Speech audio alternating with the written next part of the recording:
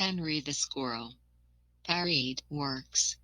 Henry the Squirrel does not struggle to find food like his cousins who live in the woods. No, he lives in a city that looks very different from the forest.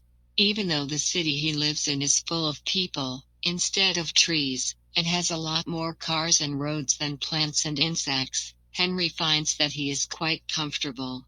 Living at the school, which is full of students, he is able to find all kinds of food whenever he gets hungry. Right now he feels like eating a sandwich.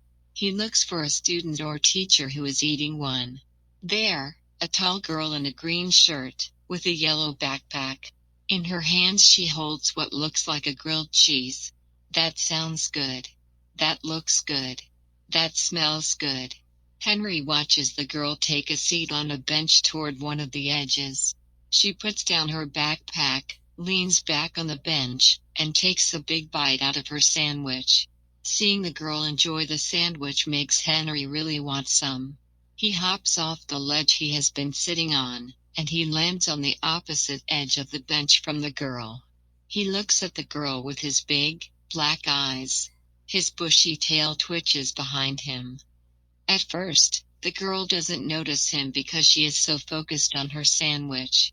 But after a few bites she looks around and sees a little animal on the other edge of the bench. Oh, she thinks, what a cute squirrel that is. Henry knows that everyone finds him cute.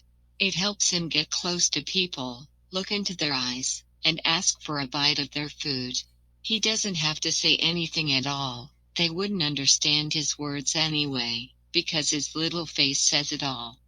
That squirrel has such an adorable face, the girl thinks. Look at those big eyes. Look at that thick, beautiful tail. His fur must be so soft.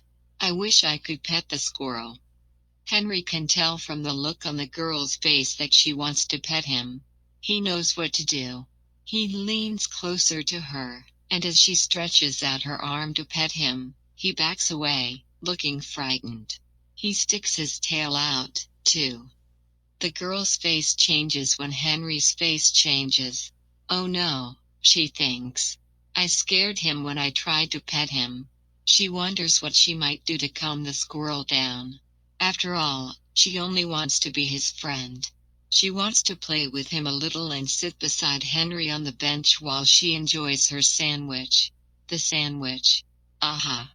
The girl looks down at the tasty food in her hands and smiles. She knows just what to do to invite Henry toward her and to make him feel welcome.